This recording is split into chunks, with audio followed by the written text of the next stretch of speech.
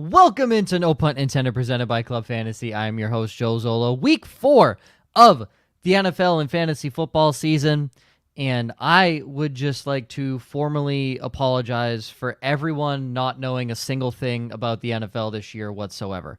All of us as a collective unit, as unpaid analysts and ESPN talking heads, none of us know anything because...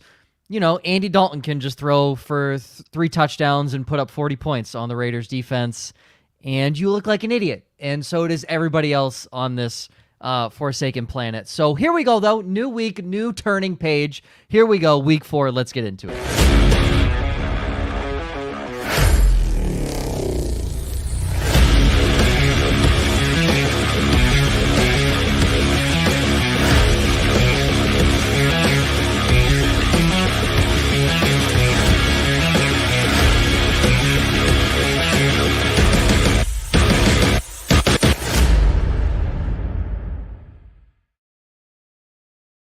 Welcome into No Punt Intended, presented by Club Fantasy. I am your host, Joe Zollo. The idiots alongside me, Josh and Ryan. Hello, gentlemen. Alongside or below you?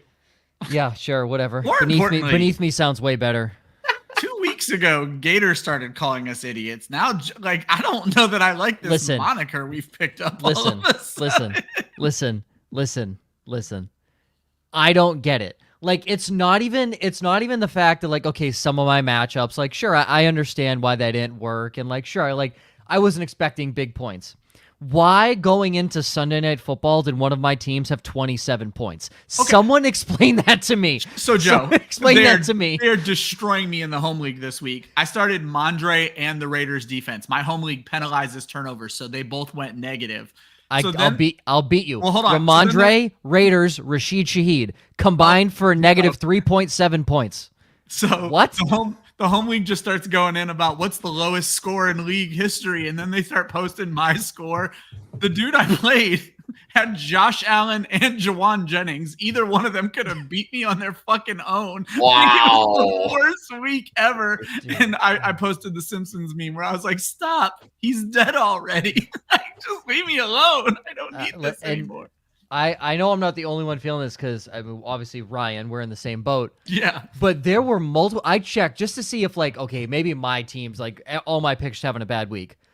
There were multiple teams heading into Sunday Night Football with less than 60 points. Yeah. And this is base league ESPN scoring. So I'm sitting there, I'm like, okay, it makes me feel better that it's not just me. But this is the first. I've been doing this show with you guys. You guys have been doing it, what, 5-6 years? I've been doing it for 4 of those years. 7. I've been doing it for 8 now. I think I'm hitting 5 this year. Regardless, this is the first time after Joe's intro I feel better because Joe's like, we don't know what we're doing. Sure, Ryan told everyone in the fucking world to start the Raiders last week. So did I. Yes. But like I said, it was therapeutic to hear Joe be like, we all suck at this, not Joe being like, Ryan fucking sucks at this. So here's what I'd like to say is I think why I say, and what I said in the intro, none of us know anything. And I don't mean none of us. I mean literally the entire collective, because I think we completely botched when they changed to Andy Dalton. Because what did Dave Canales do to mediocre starting quarterbacks their entire career in Baker Mayfield and Geno Smith? What did he do to them? He made them Pro Bowl caliber quarterbacks. So, and Andy Dalton did not, let's be real, Andy Dalton's had a good career. He hasn't had a great career, but he's had a good quarterback. He's been a good quarterback. That's arguably the best quarterback Dave Canales has worked with. So, I mean, if you look at career resume, yes, Andy Dalton is the best quarterback Dave Canales ever got. Here's the thing, though. I don't want to keep bitching about last week. I covered the Panthers this preseason. Andy Dalton didn't step on the field for the most part. This was so, and then we expected so much more, Joe, of the Raiders defense. So, I mean, again, we're not going to keep making excuses for last week. One of the things I like to point out, I'm not going to name any names. It's easy to figure out. The person is a friend of mine. The person who was the number 1 ranker in Fantasy Pros contest after week 1 was ranked below 150 in week 2. We are all fucking guessing, plain and fucking simple. So until week 7, and even then, maybe week 17, none of us really know anything. Exactly. Last week sucked. Plain and simple. Last week was awful. And you know what's going to be worse? This week, because I have 700 bullet points of injuries for some reason. I gotta say, so for those that didn't tune into the Monday and Tuesday show, we weren't sure if we were going to have Josh tonight because of the hurricane. So I went in, Josh, to do news and notes at 5:00, and you were actually typing them at that point. And I was like, well, first of all, thank you. Well, I was like, first of all, thank you. And then second of all, that's like a fucking article right there. How much you had to Everyone's put in injured. So, yeah. Here we go. You have one, or if not all of them on your fantasy team. Eckler out, concussion. Thielen, IR, hammy. Sean McVay said Kupp won't play this week. Justin Herbert re-injured his ankle, spotted without a boot ahead of practice. Skylar Thompson, rib injury, probably not going to play due to a bruised ego as well. Jordan Love, limited. Alvin Kamara did not practice. Najee Harris, arm sling. Jalen Warren did not practice. Keenan Allen, limited. Trending towards playing, though. Our king, our sweet prince, will be back, maybe. Jamar Chase, limited. A.J. Brown, Devonta Smith, not at practice. Dallas Goedert, not suited up. Joe Mixon, Dameon Pierce, did not practice. Tank Dell, did not practice. George Kittle, limited. Jerome Ford, Pierre Strong, did not practice. I'm not done. David Njoku, did not practice. And more, Trey McBride had a concussion, and his status is in doubt. Yep. So, go pick up fucking Nick Wiley and freaking the Tasmanian Devil and whoever the hell's on your waiver wire, because everyone's hurt. This is insane. That's right. I think this is why our waiver wire show is doing so well this year. I looked. I saw there was like 45 live viewers at one point. I'm like, it's 11:30 on a Tuesday. What the fuck are people doing? Oh God, the questions. Like I said, me and Josh have joked that the waiver wire show, we joked. We thought it was going to be a 45-minute show. We went an hour and 38 minutes this past week. So, well, if you want to like hate spend your money, trophysmack.com / I thought you were talking WAF. about Fab. No, that day's come and gone. That's for next week. Well, listen, I'm telling you, the people that spent a lot of money on Fab and Isaiah likely are hating themselves right now. I'm going to throw something out real quick just because I saw this in the Football Guys Discord today. Make sure you guys are paying attention to who is being dropped on Fab. Yes. Someone panic dropped Caleb Williams in like the FFPC because they have Patrick Mahomes. First of all, Patrick Mahomes is not a security blanket. No. Go get Caleb Williams if someone dropped him, especially this week. Just throwing it out there, though. Pay attention to who's getting dropped in these leagues. And is Williams? Oh my God, Williams has actually been horrible. He's QB 26. I didn't think he was that bad. Balled out last week, and I think it gets. Yeah, I was going to say he had a really. Yeah. He had a good week last week. Yeah. Let's be clear. I'm talking fantasy football. I'm not. This kid is not looking great yet, but I think there's preview of later on in the show. I think there's something coming this week. I mean, he'll have his game. So anyways, there's all that. If you want to hate spend your money because you too hate fantasy football and want to throw your TV through a pickup truck, you can spend that money at trophysmack.com / WAF. Because there's cool things. Need I suck at fantasy football banners because they're just like. Do they make those? Might be the theme of the show. Yeah, they do. Do they make the great? I will purchase one immediately. It's not that. Listen. My big money leagues, I'm doing okay. My big money leagues, I'm sitting pretty. I lost 2 weeks ago by 0.5 points. Everything's fine. The one I do suck is Dynasty, and Ryan can lick balls because he has 240 less points against. And he's 3-0. If I played the same fucking schedule as him, I'm 3-0 as well. I hate you. Alone in first place. Yeah, alone in first place. Yeah. That's like the Pittsburgh Steelers right now. Alone in first place. Frauds. I'll take it. Whoa, frauds? Frauds. I am a former champion, Joe. Frauds. Drop Romeo Doubs or Quentin Johnston for Rico Dowdle. Immediate no. Roshan Johnson or Xavier Legette. I'm okay with Roshan, honestly. I was shocked at how much run he was getting, especially in the passing game. Yeah, I hoard running backs. I picked up Roshan in an infinite amount of leagues this week. I don't like dropping Dobbs or QJ, though. I would need to know that you're never starting either one of these two guys because I like them both better than Roshan.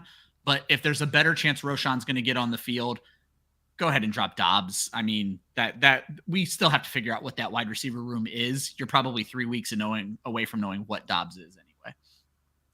Yeah, for me, it really, first off, depends what my starting wide receivers are, because if none of these guys are sniffing the starting lineup, then yeah, go get Roschon. I'm not the biggest Dowdle guy, but it's less about him and just about that entire Cowboys offense at the moment. I think Leggett definitely offers some upside, especially if we keep seeing what we saw from Andy Dalton, which I'm not 100% convinced we do. I would still hang on to the wide receivers, but again, it really just kind of depends on the rest of the roster. I know this sounds asinine after what I've just been saying, but the preseason look of Leggett was atrocious. And I understand the best ability is availability, but don't read too much into last week is all I'm saying with the Panthers. So I'll answer this. Trade him after this week when he has 150. I was going to say you have to start him this week, plain and simple. He's going to have 150 and maybe 2 touchdowns. The Dallas Cowboys defense, full-on joke, capital J. It is horrible going back to last year, especially that run defense. You trade him after this week. Yes, I'm fine with that, but hold on to him this week. And look at this, Himothy, real quick. For those that don't know, Super Chat is available. Anytime you do it, you're immediately bumped up to top. So Himothy, bench 1 this week out of Neighbors, Tyreek Hill, Mike Evans, and Deontay Johnson, who would have been the immediate bench, if not for the quarterback change and last week. So, Josh, I forget who has this. Yeah, Josh, I don't want to spoil your downside, but I think you're saying Tyreek Hill.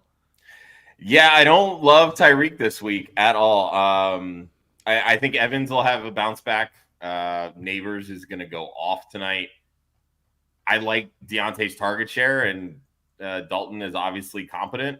I think you can risk benching Tyreek, truthfully. It worked out for people last week. That quarterback position there is horrible, yes. Well, and this is the other thing, too, and I put this in my notes. He's facing L'Jarius Sneed. Yep. Sneed is a very physical corner.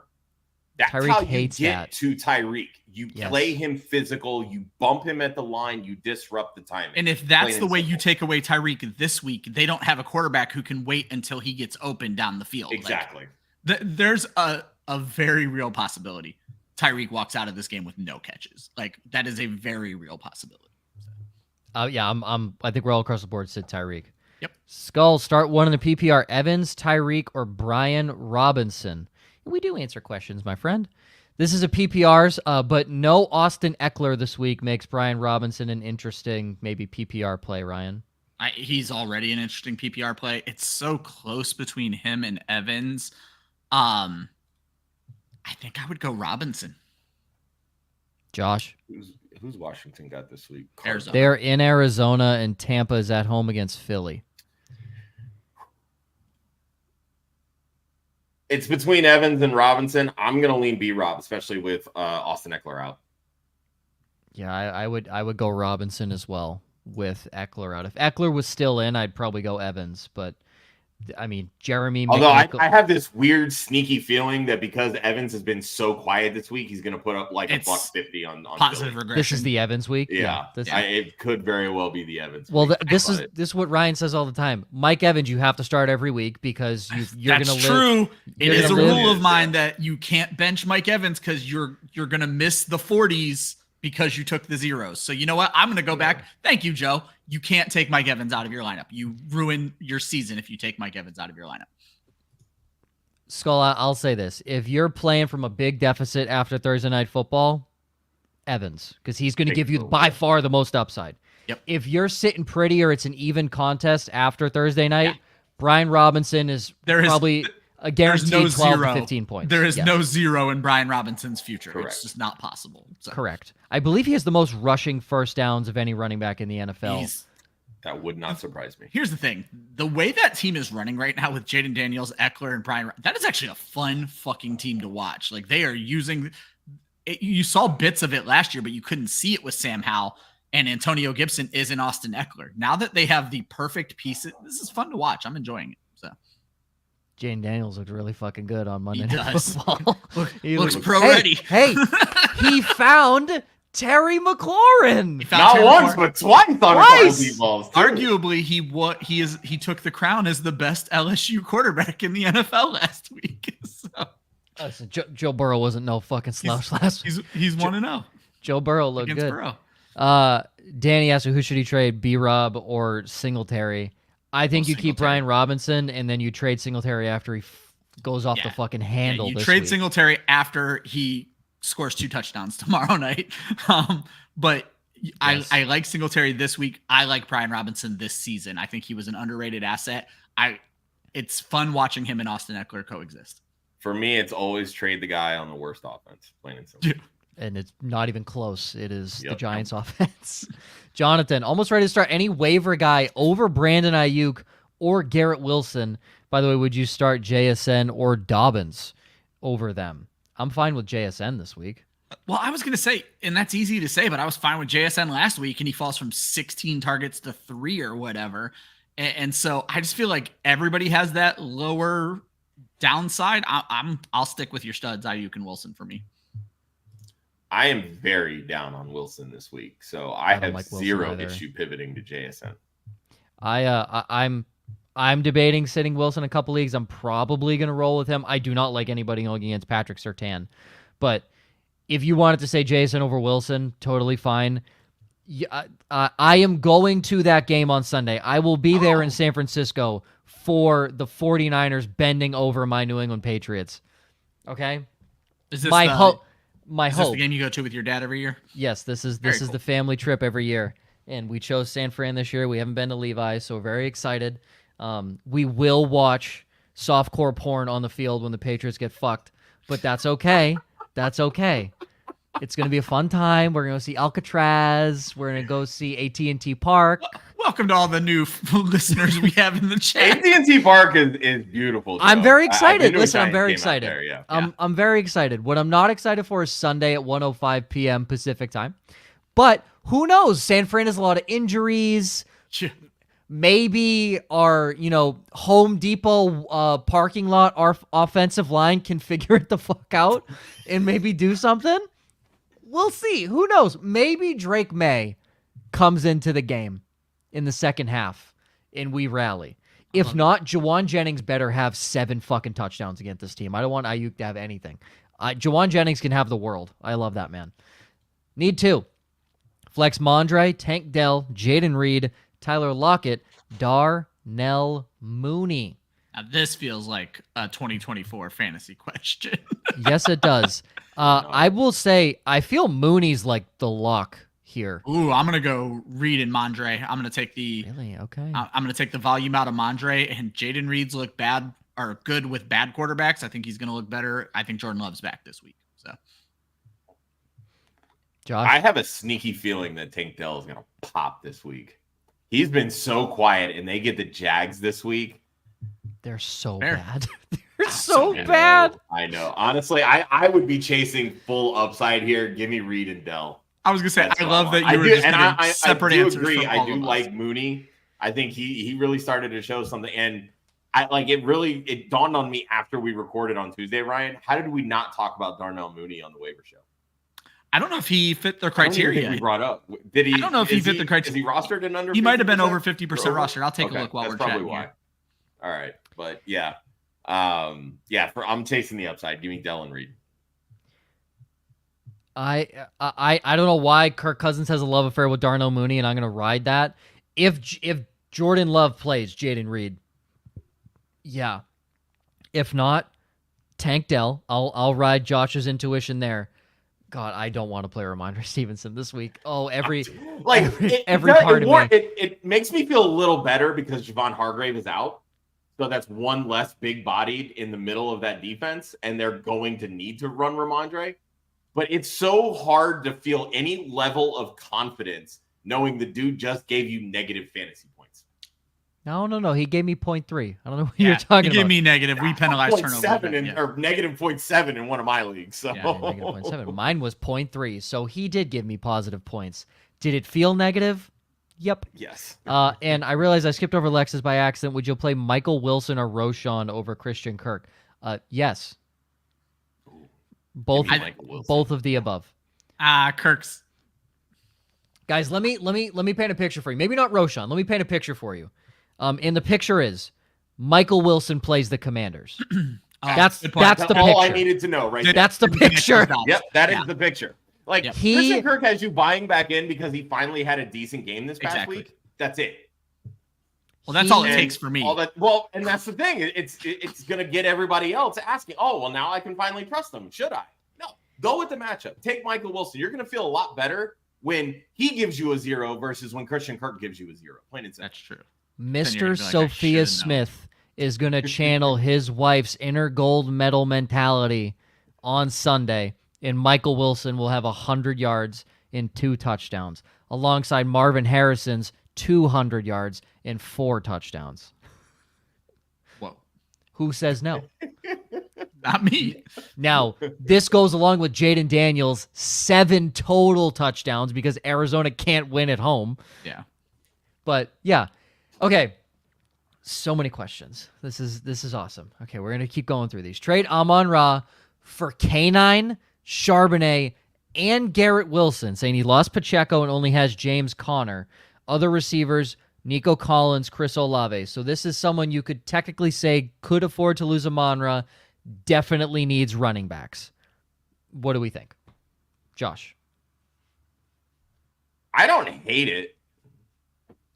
The problem is that you're obviously giving up the best player in the trade, right? Yeah. But unfortunately, these are sometimes the moves that you have to make when injuries decimate your team. I don't know that you would get a better return than this for Amon-Ra right now. Like, it's basically the Seattle running backs and Garrett Wilson for Amon-Ra, right? You're going to have the starter. Yeah, so you're going to have the starter one way or the other. They play opposite Connor. They fill in for Pacheco. Once you get Pacheco bad, now you obviously have got depth. You're not relying on Garrett Wilson to be a number 1 here. You have Nico and Olave. I'm okay making this trade. Only thing I'm going to suggest is see if they'll take Nico before you send ARSB. You're giving up a good receiver either way, and I prefer ARSB. So, honestly, right now, I prefer Nico. There's so much more competition in Detroit right now. There's no competition for the Sun God ever. So week 1 would beg to differ. He needed a week. Give my guy a week. Hey, yeah, everybody needs 1 week. Remember Devonta Smith had 0 catches week 1 last year, and then he popped off? Everyone just needs a week. I'm okay with this. My only concerns are which 2 guys are you dropping off your team to make room for K9? I'm gonna guess 2 bum-ass running backs probably. I would have to imagine that as well. So I think you're fine. And your hope is to. It's not like Garrett Wilson is as skilled as Amon-Ra St. Brown. The skill of the receivers isn't the question. It's the arm and Achilles of a 40-year-old man that you're worried about. You know, I've been shitting on Aaron Rodgers with the best of them. He does not look bad. Defenses are taking Garrett Wilson away and forcing him to go elsewhere. And he's still seeing a 29% target share. He's still being thrown not the football. Anything to slouch about. Yeah, they're playing him tough, which, you know what? Defenses are going to figure that out eventually, that, oh, shit, maybe we actually do need to kind of focus on some of the other pieces in this offense. You can't keep letting Allen Lazard score 2 touchdowns on you. So. Exactly. I will answer this. Garrett Wilson in a tough matchup. Do you sit him and start Odunze or Jennings? You start either of them, especially if Keenan Allen doesn't play, but you especially start Juwan Jennings. Because that is... Can't bench. Juwan Jennings is going to eat. Honestly, I'd like to know who you're starting over the other one as well, because you probably shouldn't unless you went wide receiver early. So, and Odunze had his pop week last week. If you have watched Bears games or watched passes that Caleb Williams has overthrown or underthrown, Odunze has beaten coverage a lot, and Caleb has overthrown him a lot. So they just need to get on the same page. And if you watch Caleb, is going to be money. It's panic, it's bad footwork, it's bad process. These are things that can be fixed. It's nothing. He's not a bad quarterback. He is not ready. He is not ready for the NFL game yet, but he's getting better. So yes. Okay. I'm gonna go. I'm gonna go one more real quick, just from Skull, and then we're gonna go through upsides real quick. Get back to the question. Would you trade Tyreek for Nakua if I'm 3-0 with amazing wide receiver depth and an IR spot available? Yeah. No. I wouldn't. You've won despite Tyreek Hill. Tyreek Hill's quarterback situation is horrible. We don't even know when Nakua's coming back, though. I was gonna say, yeah. Well, in fairness, we don't necessarily know when Tua is coming back. That's fair. So my point if being, he comes back. Exactly. So my point being here is you haven't needed Tyreek Hill to win. So they said the latest report on Nakua is 5 to 7 weeks. Yeah, to me, I think it's a longer timetable for Nakua than presumably Tua. I would hang on to Tyreek personally. I would also hang on to Tyreek. I'm okay with trading. I'm totally fine with that. Upsides, here we go. Quickly. Josh Harrison, top 10 against Washington. No explanation needed. Watch Washington's defense. Zach Moss, top 12 against Carolina. And your favorite tight end, and currently the tight end one in fantasy football, thanks to a 10-catch, 170-yard week, Mr. Dallas Goedert, 12-plus fantasy points against Tampa Bay. This is an easy one for me. And this, I think, was the mistake that we made in week 3 when we said, oh, Dallas Goedert's going to be the beneficiary, A.J. Brown being out, blah, blah, blah, etc. The thing was, A.J. Brown got diagnosed with a hamstring issue after the team already put in the game plan. You bring this up a lot. Yeah, it's a good point, actually. They game planned last week knowing A.J. Brown would not be in the game. So Dallas Goedert was a huge part of that. Obviously, that amplified after the Devonta Smith concussion. They're going in this week. Both these guys have already missed practice today. Dallas Goedert is going to be the focal point of the passing attack because Jahan Dotson still doesn't know the fucking offense. Didn't Goedert miss practice today, though? He was on the sideline catching football. Dude had 170 yards. He's fucking exhausted. Give him a break. Ryan, shut up. Yeah. Then it goes to Grant Calcaterra. That's who we're putting in next. It's going to be Dallas Goedert. Like they want to see if Jahan Dotson can step up. He's a guy that can run on the outside, so he'll presumably be the X or the Z at least, with maybe a big body like Johnny Wilson kind of slotting. Well, I was going to say, what an interesting situation your Eagles are in right now, because when AJ Brown originally went down, Britton Covey, their kick returner, had 6 targets. He's on IR now. And he's on IR now. Exactly. So R.I.P. That's what I'm saying. But again, Covey's been in this offense for 3 years. Obviously, everybody's learning that new system, but he's somebody that the coaches trust. That's why he was seeing all those targets over the recently acquired Jahan Dotson. Jahan Dotson's got to put in a lot of work to get up to speed still. Mm-hmm. I'm not banking on it, even though it's week 4. This week, it's going to be all Goedert, all Barkley. That's it. So give me the 12 plus for Goedert. If Johnny Wilson goes off, I'm spending every fucking dollar of fab I have on his. He had his first catch last week. That's your A.T. Perry on the Eagles. Oh, it is. Who has been not really a healthy scratch, but who has been kept out of every game so far. And honestly, this decision makes it so much easier, especially if Antoine Winfield does not play. He has not played since week 1. If Winfield, one less person that can cover a tight end in that Tampa Bay defense. See, and that's interesting because originally, Josh, I was fading Goedert because Tampa Bay is good against the tight end, but they did have Winfield the first game and a half, and I'm going to guess that's skewing their numbers a little bit. Just the first game. He didn't play week 2 or 3. Oh, okay. Yeah. I have him in my dynasty. I thought he got hurt in the second week. I'd clearly misremembered. No, it's fine. So. Look, I have Xavier McKinney as a backup. He has 3 picks in 3 weeks. So doing well. I'm Xavier McKinney, top 10 DB, as I said in the preseason. Those that have questions, we're getting to them. Keep asking them. We're going to get to every single one of them. We always do. Ryan, Tony Pollard, top 10 against Miami. Fuck you, Tony Pollard. Roma Dunze, second straight 20-plus fantasy point week against the Rams. That's fine. And your 2-touchdown special almost feels like a LeBron James wide open, nobody in the lane type dunk, but Marvin Harrison Jr. against the Commanders. So Josh got to the show sheet before me, and I typically will try not to double up on any of your picks if I can. So I had alternatives for the 2-touchdown special. One was Tony Pollard. The other was Devin Singletary. I don't have the faith in any of them, and I'm trying to do well at this, that I have in Marvin Harrison Jr. So I was like, fuck this. I'm trying to win too. So Josh agreed to graciously let me have Marvin Harrison. Quick stats that you guys don't need to hear. Washington has allowed 9 wide receiver touchdowns already this season. They've allowed two touchdown games to wide receivers already this season. Harrison obviously went for 2 in week 2. He scored again last week. He's already becoming that wide receiver 1 we imagined. And after seeing what Jamar Chase did last week, this is the caliber of player we think Marvin Harrison is. This is his chance to firmly cement himself in that conversation. I think he's going to step up to it. I'm 1-2. I finally got my first hit last week with Derrick Henry. I'm hoping to be 500. As I brought up to the boys when they like to give me a hard time, with the way the odds work on these 2 touchdown bets, I bet every one of them every single week. With the way these bets work, you only have to hit this 3 times for it to be a profitable bet. So I'm 1/3 of the way there of being profitable. What makes this decision so much easier is the fact that Trey McBride probably will not play this week. Mm-hmm. Without Trey McBride, dude, Marvin Harrison Jr. is going to absolutely smash. Yeah, it's not like that thing like there's going to be so much attention on him. They don't fucking have any attention. First of all, they just moved rookie Mike Santracel to the outside. Horrible. Harrison is going to eat him alive. It is ridiculous. It's either Sandersill, St. Just, or Igbenogany. Yeah. Who? Exactly. Horrible. Kyler Murray, top 5 against Washington. Andy Dalton, top 10 against Cincinnati. If you guys haven't picked it up, we are really high on Arizona this week. Yeah. I'm high on anybody that plays Washington now. Yeah, that's fair. I did not realize how bad their defense was. I'm high on anybody that plays Washington now. And then Rashee Rice, top 12 against the Chargers.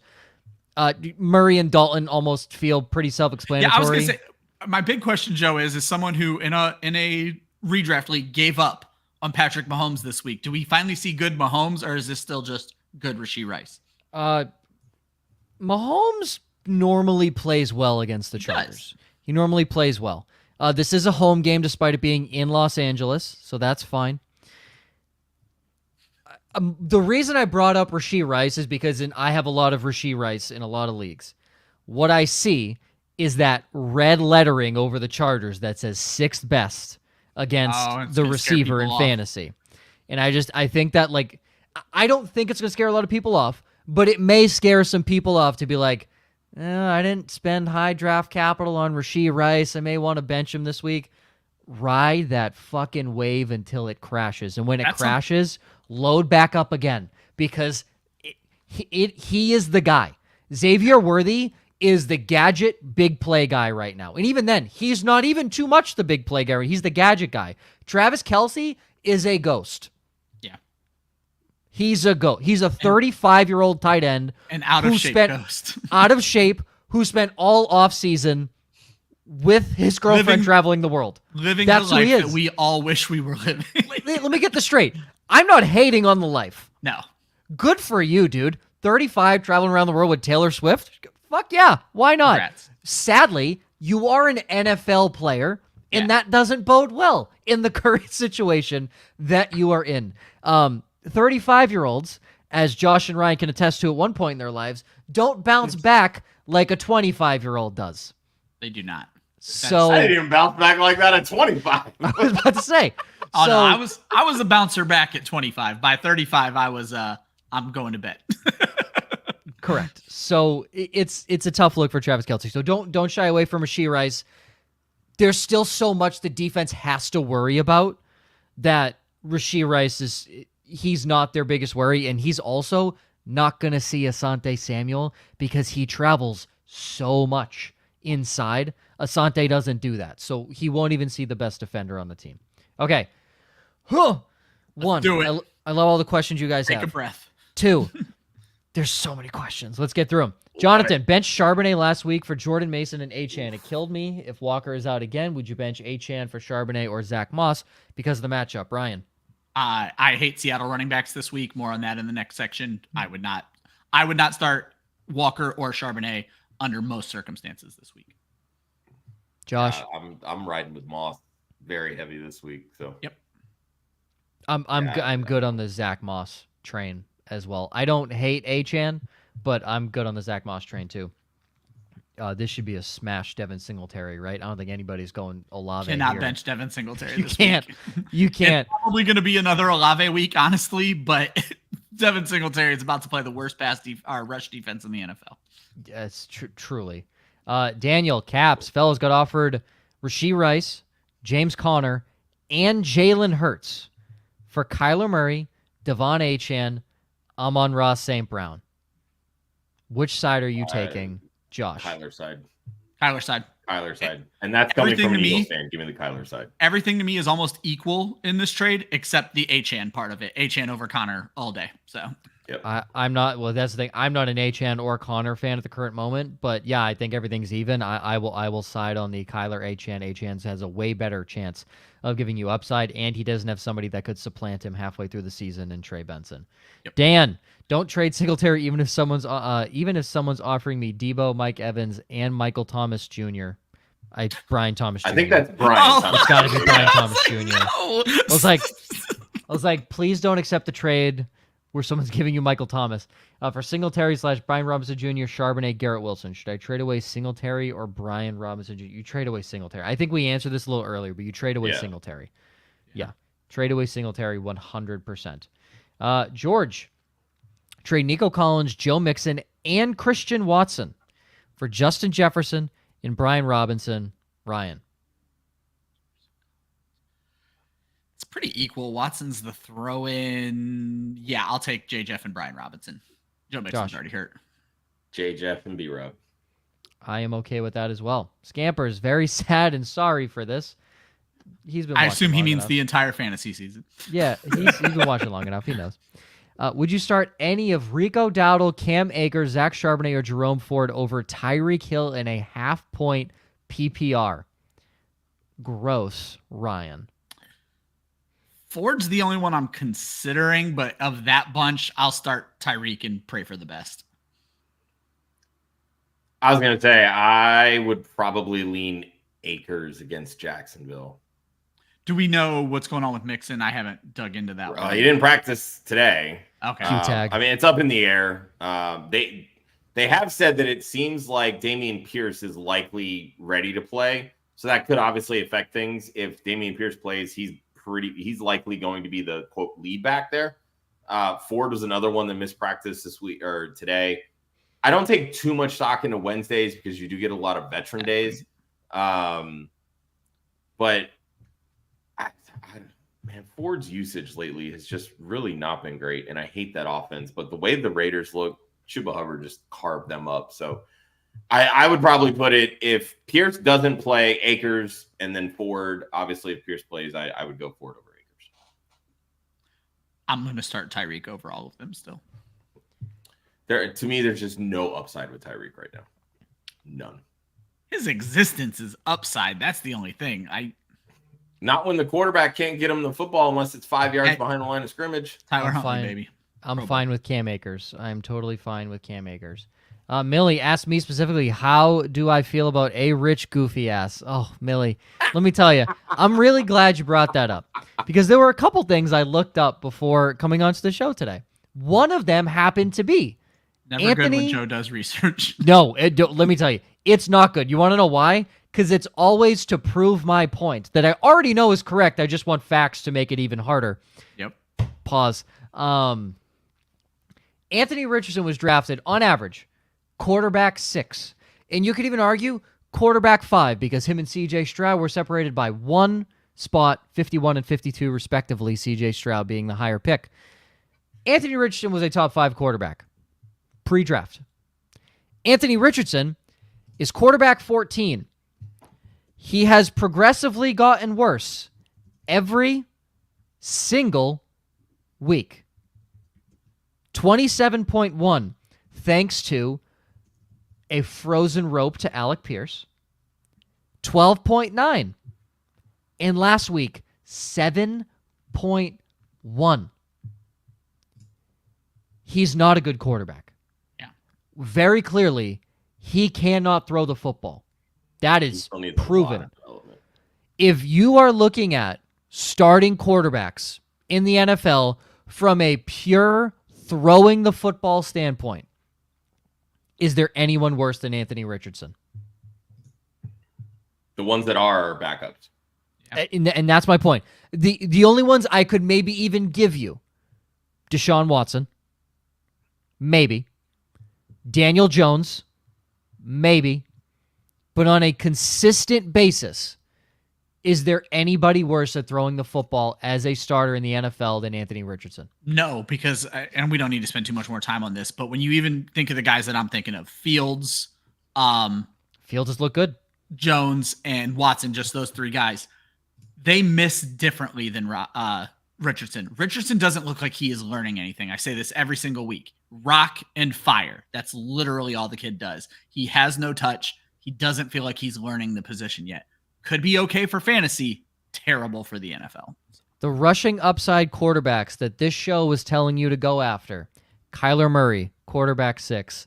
Jaden Daniels, quarterback 2. Yeah, I brought it up at one point during one of our ranking shows. Why take Richardson when you can get Daniels 10 rounds later at one point? So. We talked about that at one point. We even talked about why go get Anthony Richardson when you can get Kyler Murray 2 rounds later. I saw somebody tweet, Jaden Daniels is what everybody hoped Anthony Richardson would be. That was such a good tweet. But that's the thing is, Anthony Richardson has never been able to throw the football. He's never been able to do it. Jaden Daniels could throw the football. That was shown. I think it was our Chris Molina in one of our chats who was really defending that Daniels was always a good thrower of the football, and we are so discounting that. So he was always very good at throwing the football. Shocking, a quarterback from Florida can't throw the football. Who would have thought? It's not like that's ever happened in their fucking history. At least he has a normal throwing motion, but that's a whole nother story. Hey, we like lefties on this show, okay? Timmy T had one good pass to Demaryius Thomas, R.I.P. Let's be clear. It's not just the lefty part of it. He's just a freak, but whatever. Listen, he played single-A baseball. Let the man live. Joe, trying to give up Amon-Ra St. Brown and DK for Gibbs and Jawan Jennings in a league. Holy wow. Joe, I don't know about that one. No. The answer is no. Yeah, I don't know about that one. That's a lot. If you were giving up Jennings for the other two, you're fleecing the guy. I'm going to tell you that straight up. You've been here long enough. You're a loyal listener. That's bad for you. It's not good. None of it's good. Don't do that trade, Joe. Don't do that trade. Please don't do that trade. Stay off that Cali lettuce you were talking about earlier. Yes. Lex, drop Dobbs or Quentin Johnson to get Michael Wilson to spot start over Kirk. I'm dropping Dobbs. I would drop Dobbs in that case, yeah. Yeah, I would I'd drop be Dobbs okay in with this one. Yeah. Josh, for you, who's going to benefit most besides Goedert with AJ and Devonta being It's Saquon Barkley. I mean, it's going to be the two-man show. This is how this offense operates. It's usually two with like a tertiary piece. It's going to be Goedert. It's going to be Barkley. I want to believe it's Jahan Dotson. I want to, but I'm not 100% convinced right now. I was going to say, it's actually the biggest beneficiary is the Tampa Bay Buccaneers this week. Yeah, you're not wrong. Oh, honestly, I have a very sneaky suspicion that they're going to really try to get more Johnny Wilson involved this week. Well, here's the thing. He's, of all the receivers on the roster right now that are healthy, he's the only one that's been there since the beginning of camp. Mm-hmm. Right? Yeah. So, like, you have to imagine. Paris Campbell, too. They've had Paris Campbell. He's garbage. Get the fuck out of here. And that's what I'm saying. Like, we already know what Paris Campbell is. They love Johnny Wilson. They love Johnny Wilson. Paris Campbell was singing the coach's praises early on in camp. If he understands the system, he may be deployed because he needs to be. So, I still think Johnny... he's a slot guy, doesn't operate very well outside. Johnny Wilson, they love out of the slot as the big slot guy. I think interestingly enough, if you this is weird for me. If you really want to, actually, this isn't weird for me. This is so on par. Go get Grant Calcaterra, and that's not a joke. Like, that is fully not a joke. They could run a lot of two tight end sets, and Grant Calcaterra already sees a few targets with a fully healthy roster. Without the top two targets, legitimately, Grant Calcaterra could find the end zone in 60 yards this week. If Goedert's on the practice report tomorrow, you need to Grant Calcaterra. I would leap him probably to my stream of the week, to be perfectly honest. So. It sounds stupid. That's fully that sounds like, oh, Joe, you're just talking shit about tight ends. No, that's fully legit. That's a Joe pick. That Grant Calcaterra could be a top 12 tight end by the end of this week. That's and one catch, 1 yard, one touchdown. So. No. I meant top 12 overall on the season, because all you need is 21.9 points to be a top 12 tight end on the season. So, Will, Higgins or Flowers? Is he crazy for one to start Darnold over Stroud? We'll start with the first part of the question. Ryan. I'm not going in on T. Higgins quite yet. Give me Zay Flowers. Josh. Zay. Would you start Darnold over Stroud? Not this week. Not this week. Yeah, not against Jacksonville. Yeah, not against Jacksonville. There's a matchup where this gets fun, but Stroud has the matchup this week. So. Yeah, Stroud definitely has the match. And again, it's recency bias. You're looking at, Stroud sucked last week. Damn, Darnold led everybody through 4 touchdowns. That's not going to happen every week. I said it on both the Monday show and the Tuesday show. The Packers create turnovers. Sam Darnold has a history of giving the football away to opposing teams. Yeah, I know. This is not going to be a Sam Darnold week. I know I'm a jinx. CJ Stroud currently sits as my QB1 for the week. So I don't want to kick a guy when he's down, but that Brian Flores method of coaching seems to be working really well in Minnesota. Yeah, he's a good coach. He's a fantastic coach. He's a really good coach. He is. I mean, look, I think sometimes when these coordinators get that promotion, and it happens to everybody. It's not just head coaches. Like a certain ego goes to your head, and you try to emulate something. You have to. He kind of has find your own winning percentage, same as Mike McDaniels in Miami. Exactly.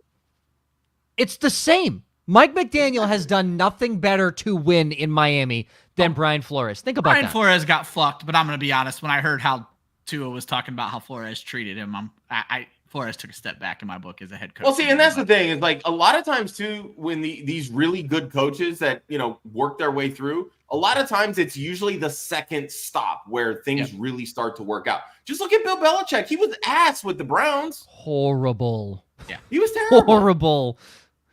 So I just going into the season with Stephon Gilmore in Byron Murphy as your starting corners.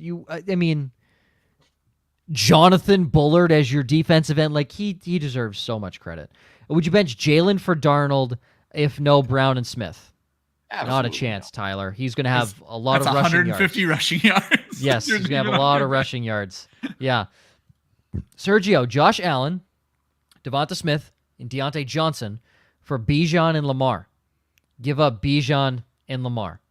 You do not want to give up Josh Allen. I don't know if I would trade Josh Allen for Bijan. No, he's saying he gives up. He would win Josh Allen. He's giving up Bijan. Yes, you do that immediately. Guys, I don't know if I do it immediately. Immediately. Josh Allen scores more than Bijan and Lamar combined. You're getting Deontay with an actual quarterback now and Devonta Smith coming back. Yeah, that's immediate yes. Josh Allen is the best asset in fantasy football right now. I wholeheartedly agree with. So what do we talk about? What do we talk about? Best asset in a trade. He has 4 more fantasy points than Lamar Jackson on the season. 4. Best asset in fantasy do football not make right this now. trade. Make the Look, trade. at a certain point, Josh Allen's going to play 4 quarters in a game. That's all I'm gonna say. That's fair. He didn't play half the fucking game on Monday night. He didn't play half the fucking game against Miami, and he's the quarterback one. He's the best asset in fantasy football. It's not even close. Honestly, the only thing that truly makes me think here is what do my running backs look if I get away That's what I say. How close is it when he's starting Carson fucking Steele at running back next week? Carson Steele got 17 carries. Light him up. And 70 yards, so 7 fantasy points. Congrats. Light him up, baby. Light him up. I'm starting Carson Steele over Ramondre Stevenson this week. I hate my team. Yeah, I do it. Honestly, I think the only way that I really do this is if I know that I can flip Deontay for hell. I would say flip Deontay for a Brian Robinson or a Zach Moss at this point. Sure, get you fine. some kind of production at running back because I can't imagine you're going to have a viable running back replacement if you're trading Bijan Robinson. Because to me, it's not enough of an upgrade from Lamar to Josh Allen to justify the dip that you're getting from that's the point Bijan I'm trying to the make. next running back. No, easy. I agree with you, Joe. He is hands down the best asset in football. That's not a question. Not even close. But you also have to look at how much more is he getting in one position versus what he's losing at another position. Josh Allen has not played 2.5 quarters of football this year and is more points than Lamar Jackson. He hasn't. He literally has not played 2.5 quarters of football this year and has more points than Lamar Jackson.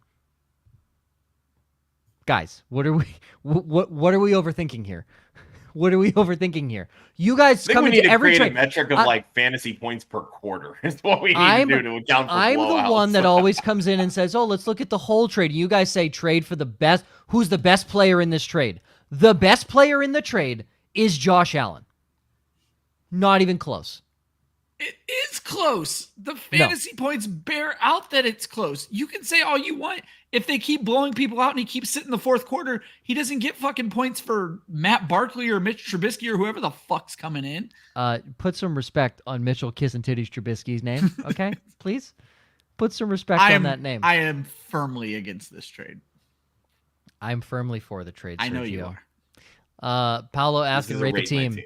Okay. Lamar, Jonathan Taylor, Travis Etienne, Jefferson, Amon-Ra, Brocky B-Rob, J-Tuck, and the Jets defense, full PPR 8-team league. I mean, even as an 8-teamer, that is a hell of a roster. You just wish you were getting more out of Etienne, but B-Rob is making up for it. And on an 8-team, B-Rob is still an RB2. So it's very clearly an A roster. Yeah, and he got ETN by trading Kincaid and Dobbins, so he didn't need either. That's a fucking trade right there. Deal, right? Yeah, didn't need either of those bums. Yep. So you bought ETN low. That's exactly what we advise people. So now it's an A+ team because you did what you were supposed to do. Great job, Jonathan. Trying to avoid Gibbs bye week, needs some wins. 0-3 trade Gibbs and Bowers for Jonathan Taylor and Jalen Waddle. He has Trey McBride. That's a lot to give up for JT. Because I don't even consider Bauer or consider Waddle truthfully. No. Like, to me, this is Gibbs and Bowers for JT. That is just way too much for me. Would you do Gibbs and McBride for JT? I would say first, I want it to be Gibbs and McBride. Second, I don't want Waddle back. There has got to be someone else in that roster. Receiver. Yeah. Gibbs and McBride for JT and literally any other breathing receiver in the NFL. Yeah, I mean, I hate making trades like this because of bye weeks, but like I get it because you're sitting at 0-3. Like, you really cannot afford any more losses. Like that's going to get you out of it. So, but I want smart thinking on your part for even considering this, truthfully, because I wouldn't. So yeah, this is a good trade, but I keep Bowers, move McBride, and get somebody other than Waddle. There has to be someone else. Brocky B, baby. Millie. League mate asked me for thoughts about this trade, and now I'm asking, he's asking us. Bijan and JSN for Garrett Wilson and Ayuk. The Bijan side is the guy who's asking. He's 0-3 and panicking. If you're 0-3, you don't want Garrett Wilson and Brandon Ayuk. Yep, facts. Yeah. You don't. Those are the guys that you don't want to get. Yeah, you got to let it play out or get somebody that's actually going to help you, because right now Wilson and Ayuk aren't helping you. They're going to help you get to 0-4, 0-5 really quick. Correct. Alex, 0-3 with CMC on IR. Still hold out hope or dump him off in a trade. The Germany thing is terrifying. It's terrifying. The issue is the offers I'm seeing and receiving for CMC right now are borderline insulting. They're picking up Roshan Johnson and shit off of waivers and then offering them to me and for CMC. Get the fuck out of here. So, Alex, it's all going to come down at that point. I'd rather just lose with CMC on my IR. Exactly. Alex, look, I know that's painful to say and probably more painful to hear, but yeah, it really doesn't look good. Well, I would just be trying to trade. Let me just throw this out before you say it. This is how bad the CMC thing is. In a keeper league, I have a team that I'm trying to sell away. So I'm trying to sell Kelsey, and I tried to finesse the guy for a 1. I knew I wasn't going to get it. This motherfucker responded, throw in CMC and I'll maybe give you a 2. He wants Kelsey and CMC for a next year second rounder. Yeah, that's where I stand right now. So the streets are bad on CMC right now. I'm in a 14 team. I took McCaffrey at the 101. I said to myself, you know what, Joe? You think Breece Hall is going to finish as the RB1 this year? You should just take Breece Hall as the 101 and but then I was like, but then don't overthink it, stupid. And clearly I overthought it because I should have taken Breece Hall or anybody. So you got to ride this out. I'm 1-2 in that league. I lost week 1 by 10 points. Guess where those 10 points could have came from. You got to hit the waiver wire hard. You got to keep exploring. My entire bench is running backs right now. Yeah, like pick up literally every running back that you can possibly find. And just hope. The moment that one of them pops, start sending offers. Seeing what you can get to improve elsewhere. Like, that's truthfully the way that I would approach it. I'm gonna tell you what I have for running backs in that league, Alex, so we can cry together. Ramondre Stevenson, Joe Mixon, Roschon Johnson, Austin Eckler, Carson Steele. Yeah. I would like to die. That's plain and simple. I think this is horrible. I don't want to be here anymore. It's not fun. I say, as Josh knows, because he's in half my leagues with me on Sleeper, I added Emmanuel Wilson in every fucking league this week. Yep. So. All I know is it's the league that cost me the least amount of money, so that's what I'm resting my laurels on. It's like, oh, it's only $20 and not $300. So we're all good. Now, let me be perfectly clear. If there is a running back, because I assume your need is at running back, if there is a running back coming back in this trade, this is going to sound ridiculous, but if they're doing it, if there's a Brian Robinson, a Tony Pollard, something like that coming, do it. But these aren't the offers I'm seeing, and I assume it's not the offers you're seeing. So, Antonio, would you do Chubb? Hello, Nick Chubb. Jalen Waddle, Enrico Daldo for George Pickens and Josh Jacobs. Yeah. Yes. Yeah, I mean, you have 3 dead assets, and then you're getting 2 not dead assets. Let's be clear. There's a non-zero chance Nick Chubb does not come back till much later in the season than we think he's going to. So, yeah, as the infamous George Pickens hater, I would still do this trade. Jacobs is the best asset in this trade. Exactly. Joe, Dobbins, Monty, Carson Steele, Najee Harris start 2 with Mixon injured. This is why I'm trying to get Gibbs. He's stacked at wide receiver, is what he's saying. Out of these 2, it would have been Najee easy, but I just heard Josh said he's in a fucking sling today or something. He's in an arm Yeah, sling. he left Sunday's game in a sling. Again, I don't know how serious it is. It could just very well be precautionary, but as somebody that's had many shoulder problems, when you're in a sling, you're usually in a sling for about 3 weeks. So, but I'm also not a world-class athlete. But to me, it's Monty easily there. And then I'm really just kind of monitoring the situation, because if Najee's able to play, it doesn't look like Jaylen Warren's going to play with the knee issue. They're kind of looking at him as like a week to week. And if that's the case, Najee's going to see probably 150% of the running back share. So it's Monty and Najee by default there. I don't love Dobbins' matchup at all. Steele, you could convince me on as a dart throw. Yeah, I think Dobbins can at least break a long one. So I think I would lean that. Yeah, if I'm going to lose Najee here, I'm probably going to gamble on Steele and go Monty and Steele. I'm starting Steele in a league. I would go Monty as well. I feel like Gators asked this question to be an ass and gloat.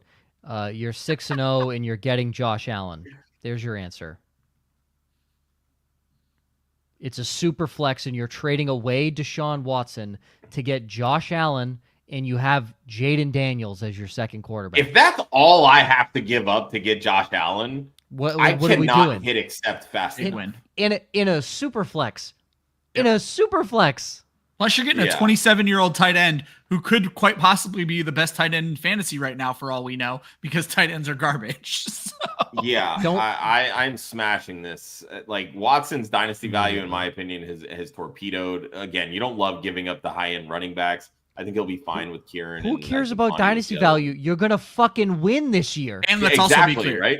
And this is this might be the only chance you're ever going to have at getting Josh Allen. So, yeah. Yes. And if that's all you have to give up, again, you're only parting with 1 first-round pick. That's it. Yep.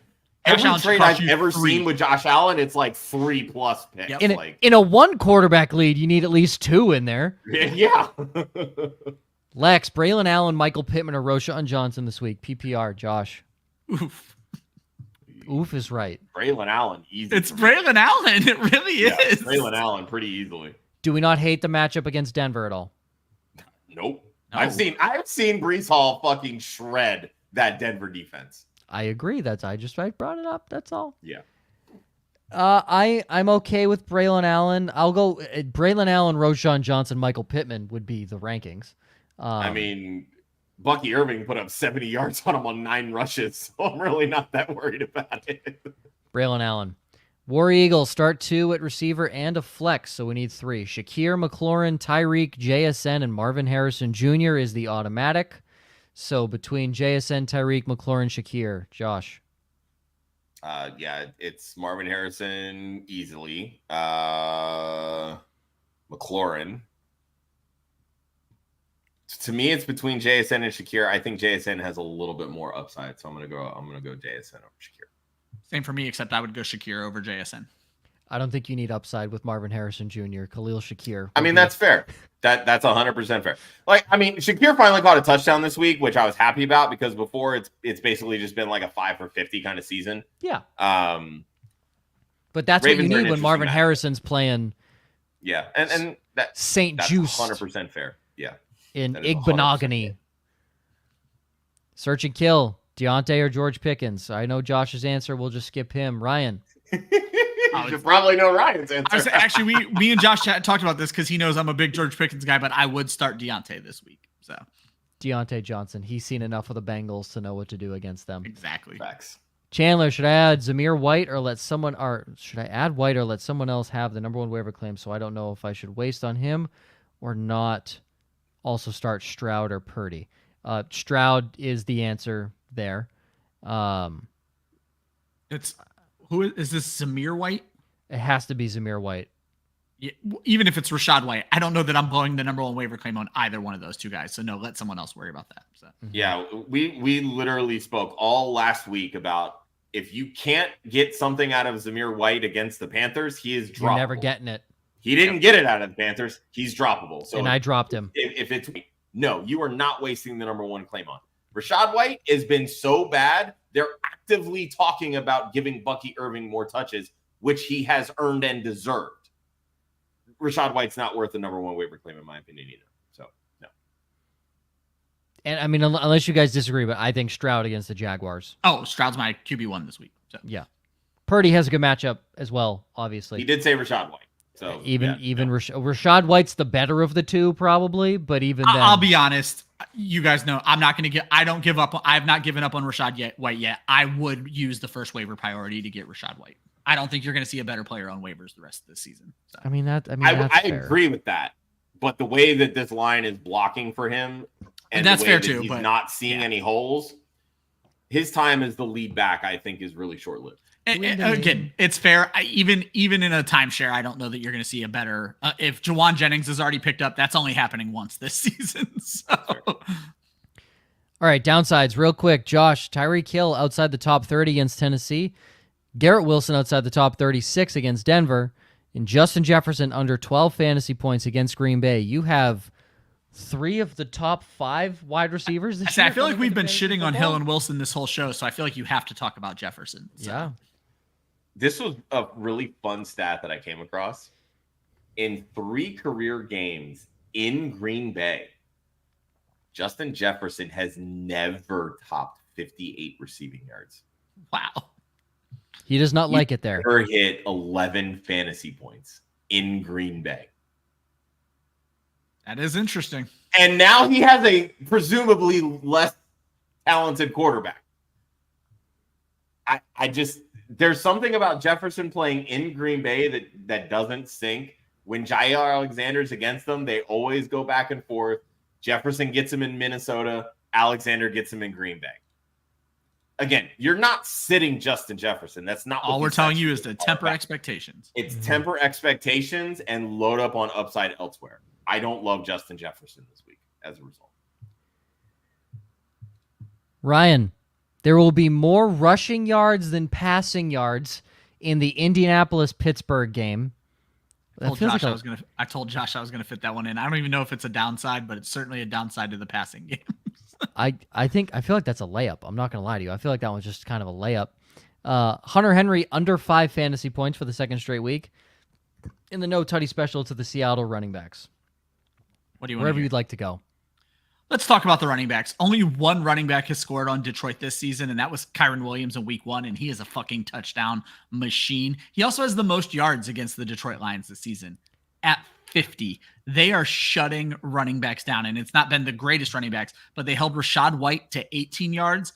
Who cares? Everybody holds Rashad. They held James Conner to 17 yards. Kenneth Walker is coming into this game hurt, and Zach Charbonnet's touchdowns are saving his season. He is averaging 3.5 yards per carry. He has actually scored a touchdown in every game this season, but I think that streak comes to an end this week. I am actively avoiding both of those running backs. I think they're both ranked outside of my top 30. All right, to me, I've goose egged last week on both the upside downside, so I said I would need a real layup here. So I said Anthony Richardson outside the top 20 against Pittsburgh. And I was going to go be the week he launches like 2 bombs to freaking Alex. Well, here's the thing. I was going to go bolder and say Anthony Richardson outside the top 28 against Pittsburgh, but I said, no, Joe, you got to play a little more conservative. You need to win this week. So top 20 it is. I like it. That's still ballsy because he could turn it around. So, well, that's what we've talked about. He could be QB4 or QB40 in any week. Like, yep. Ramondre Stevenson outside the top 20. Boy, am I waiting for that to bite me in the ass. Yeah, I'm just waiting for it. Sad panda. I'm just waiting for it. And then my fun one that I put, if this hits, I win the season. And I agree with you, by the way. I don't think you have to this make any is why more I highlighted this one. Because you've made these types of calls before, and I want. And he's actually, and you've been right. I've been pretty good on him. I'm just saying I've been pretty right on them. Sometimes a week early, so that'll be even more interesting to watch. What was it? With the 1 year I said it was like week 8 or something like that. I said the Bengals are going to be in the Super Bowl. Yeah. And that was the year they went to the Super Bowl. Nobody believed me. I mean, sometimes you make crazy calls like what you're about to say. We're hyping this up so much. But you make crazy calls, and then it doesn't happen the week you say it, but it happens the next week. So, yeah. Trevor Lawrence gets benched for Mac Jones. Hear me out, guys. Hear me out. There's not much to hear out. They're 0-3. As we all know, I'm a huge Mac Jones fan. As we all know on this show, as a Patriots fan, how can you not be a fan of a wasted 15th overall pick? Said Joe was so emphatic that Mac Jones was the perfect guy for that pick. So. I was so fucking right on Mac Jones. Oh, God, I was so right. Okay, Trevor Lawrence, 52% completion percentage this year. So bad. 52. Fun fact, Blake Bortles' career completion percentage was 56. He's worse than Blake Bortles. And they never paid Blake Bortles $55 million a year. He's worse than Blake Bortles. Guys, 560 yards. His average is 6 yards per throw, per completion. Two touchdowns to 1 interception. He's been sacked 11 times. What? Doug Peterson is not making it to the end of the season. There's no fucking way. So, and let's be clear. He's had a rushing game. Travis Etienne, 4.6 yards per carry. Tank Bigsby, 6 yards per carry. It's not like they disrespect the defense needs to disrespect the run game. No, that's not it. They have a run game. And you may be like, oh, well, there was a blowout last week. They've played in close games in week 1 and week 2. He can't play football. His numbers should be going up in blowouts when you're on the wrong side of one. and you want to know what they did? They said, we're going to put in Mac Jones in the blowout, actually. We're going to put him in. Do I realistically think this happens? No. But there is a weird outside chance that if Trevor Lawrence cannot play well this week, and I'm not saying he gets benched in the game, but going into next week, there may be something where Mac Jones gets Scampers. That's such a good fucking quote because everybody was saying that. He's the only player in NFL history to throw an interception to somebody who died. DeMar Hamlin was legally dead. He was illegally dead. He is the only quarterback in NFL history to throw to somebody who was legally dead. Obviously, he's alive now, but he was legally dead. That makes it makes it even worse.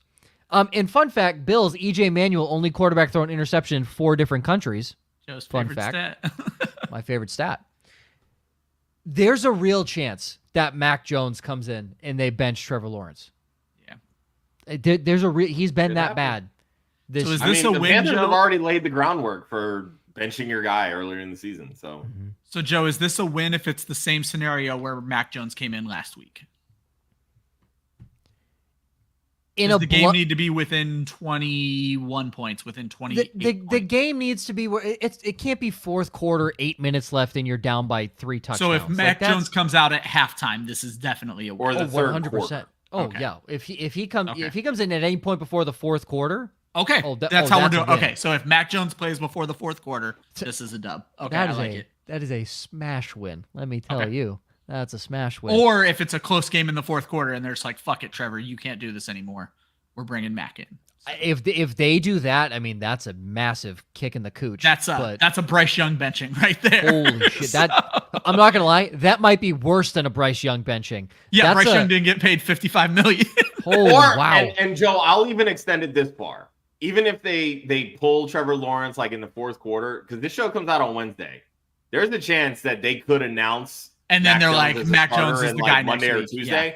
I will give you the win there. That's fine. 100%. And then did you guys see that's obviously a benching. Did you guys see that rumor started like a day ago? Now it seems like it's getting squashed already, but there is already a rumor that Mac Jones is taking this job. Like this started already. I saw it somewhere. I don't remember where. So let the Jacksonville kid throw, baby. That's all I'm saying. He's not going to throw well, but let him throw. Oh, wow. God, remember when they kept paying bad quarterbacks all this money that can't win in playoff games? Yeah. God, that's crazy. It's almost like they did that to Dak Prescott, Tua Tagovailoa, Jordan Love, who's 500. Well, I was going to say, there's a statistic. I'm going to get the record wrong, but I'll just say, go research the record of the top 10 paid quarterbacks in the NFL right now. It is V-bad. So, yeah, I tweeted about it when they signed Tua. Is that what it was? Oh, no, I mean the record of the 2024 season through 3 weeks of the top 10 quarterbacks. They probably have a combined as one win. I think it's like three wins total. So in 30 games. So like 3-27. I'll list off three of them to you. Tua, Jared Goff, Joe Burrow, Trevor Lawrence. Okay, so there's more than three. So Jordan Love. There's five. So it might be 13-17, but regardless, it's not a good record. So. There's five for you. Yeah. Fucking horrible. Stream of the week, Ryan. All right. Before I announce this week's stream of the week, I'm just going to apologize for last week. It is easily the worst week of stream of the week ever. My entire first paragraph of my article tomorrow, if you guys want to read it, is just explaining everything that went wrong and how I start these guys and I suffer for you, or suffer with you rather. So my bad, y'all. Let's get better. Here are your week 4 streams of the week, all available in about 50% of ESPN leagues. We are going to start with Caleb Williams taking on the Los Angeles Rams. It's been a rough start for the rookie, but he started to look good last week. Second most passes in the NFL right now, and the Rams give up the second most points to quarterbacks, third most to wide receivers, and fourth most to tight ends. Breakout game incoming. And I like the Bears a lot this week, so I'm going to go against myself yet again and take Cole Kmet as my streaming tight end. I'm actually shocked he's available after his tight end 2 week last week. He balled out and seems to have caught Caleb Williams' eye. The Rams got beat-ish by Laporta in week 1. They got beat by Trey McBride in week 2. San Francisco didn't have George Kittle, but I think Kmet makes it 3 of 4 in tight ends against the Rams. And I'm going to keep picking on Los Angeles, but I'm going to jump over to the Chargers for my defense and take the Kansas City Chiefs as my defense to stream. I don't care who their quarterback is. It's not going to look good. Last week, the Chiefs only had 2 sacks, but they had 10 quarterback hits. That was actually the 4th most in the league last week. I think we see some of those hits become sacks, and we're going to see a lot of fantasy points out of Kansas City. Those are your week 4 streams of the week. Full article available tomorrow. Underdog props. If you haven't signed up yet, promo code WOFF. Congratulations, Josh, on your first win last week. Oh. And congratulations to Ryan and I. We continued our week of horribleness and 2 L's. And Hunter Henry stream of the week, and then doubled down with it to lose on the underdog. So fuck you, Hunter Henry. So. Yep. Yes. So this is great. Josh, have Malik Neighbors higher than 12.95 fantasy points? That's a half point PPR. Offers this. It's really cool that you can actually bet on the fantasy point side of things. I'd hope, because they're called Underdog Fantasy. Yeah, but Yeah. that would help. Last 2 weeks, he's been over 20, so 12.95 feels like a layup. So it feels like, especially against Trayvon Diggs. Yep. Who would have thought, and maybe was talking him down when everybody was talking him up 3 years ago? God, who would have thought? That guy sucks. CeeDee Lamb higher than basically a touchdown. Anytime touchdown. Yeah. I could just write anytime touchdown. I try to keep it in the language. But that's what it is in the language. In Underdog, it'll say 0.5 rusher receiving touchdowns. You're basically betting CeeDee Lamb to get a touchdown that's not a passing touchdown. Yeah, I don't know if you guys saw the news. It's looking like Giants' top 2 corners both out this week. Not that they That's need good news. that. I say not that they need that much help. 2 wide receivers have already They already gave up 2 wide receiver touchdowns in week 3 and week 1, and I think it only gets worse this week. I think we see Dak get back on track, and I think CeeDee Lamb is the beneficiary. Easy touchdown. It'll probably be the first touchdown of the game. I actually have money that it'll be the first touchdown of the game. Hey, Ryan, who are their top 2 corners?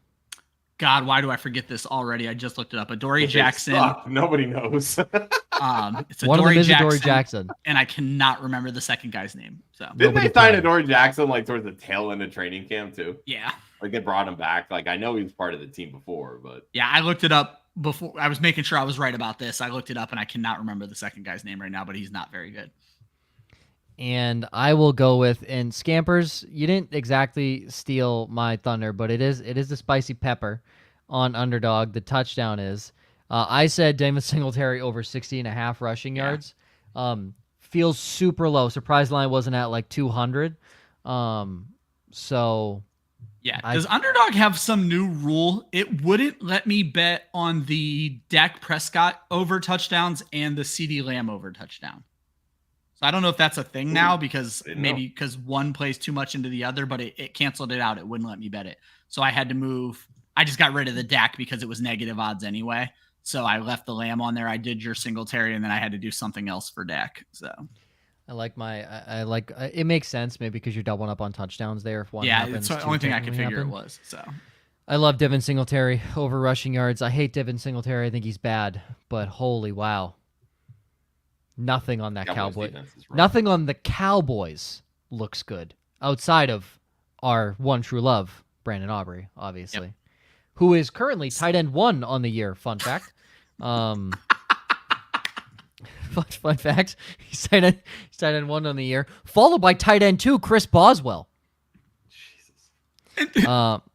People pay attention to your waivers because I was noticing this. Chris Boswell is out there in every league. This man is going to be a fantasy MVP this season. No, he's not. He's Chris Boswell. I'm just saying, with this Justin Fields-led offense, 5 to 7. As long as Justin Fields is the quarterback, Chris Boswell is going to be a viable fantasy kicker. Plain and simple. Kaimi Fairbairn scored 1 point last week, and he's the tight end 2. Tight end 2. Wow. Tight end 2, and Kaimi Fairbairn scored 1 point last week.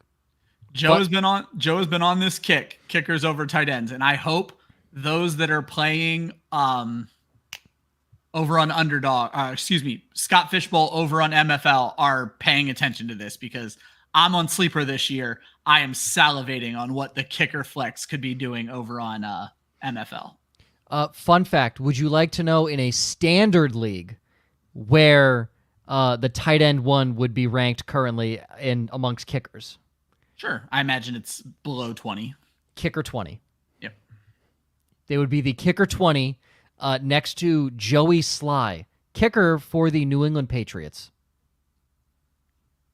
Guys, the tight ends suck. It's plain and simple. The tight ends are horrible. And I'm glad we were able to fit that in and get to that because that's a wonderful way to end the show. Yeah, on a horrible note that makes me look good. And I like that today. I like that. This is great. Scampers says, Marv doesn't have a yards prop. That's Washington football team for you, baby.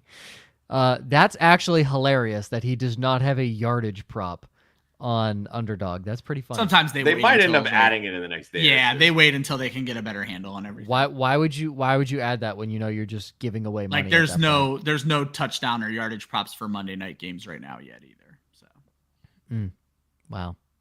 Well, everyone, I'd say good luck, but what does that even fucking matter? I've said that to you the first 3 weeks and it hasn't really done anything for us. So go fuck yourself.